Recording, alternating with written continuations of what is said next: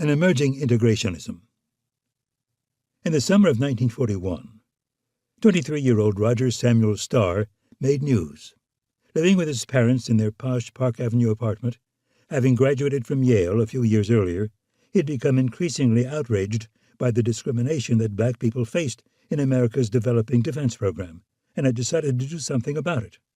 He submitted his selective service questionnaire to the local draft board and attached the following note. As a white, the Army wants to place me in a unit with white troops. Perhaps you can help me achieve something I should prefer.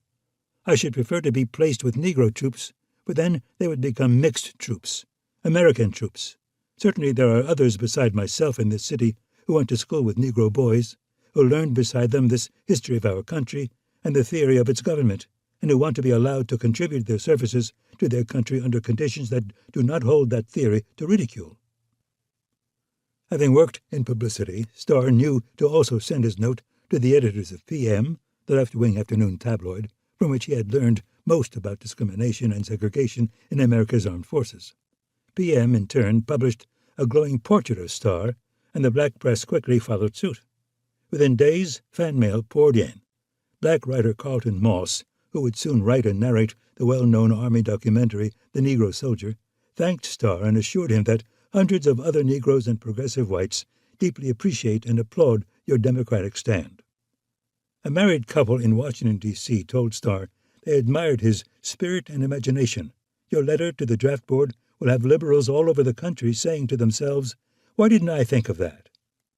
And one young white woman from Brooklyn reported that all the boys with whom her brother served at Camp Upton on Long Island read or have heard of your statement and were pleased to hear such views expressed. NAACP leaders made the most of Starr's protest since it captured one of their central arguments against Jim Crow. Contrary to segregationists' claims, many whites opposed it. In fact, they had met with Starr 6 weeks or so before he drafted his letter, perhaps suggesting the idea in the first place. In late May, Starr had written Walter White, the NAACP's executive secretary, volunteering his services. "I haven't much money," he told White, "but I do have a certain amount of time. I hope there will be some way in which your organization might find me useful. I can think of no work from which I would expect to find a greater personal satisfaction." After his letter appeared in the news, White shared Starr's story with the War Department and with Eleanor Roosevelt, insisting that there are a good many others who share Mr. Starr's opinion.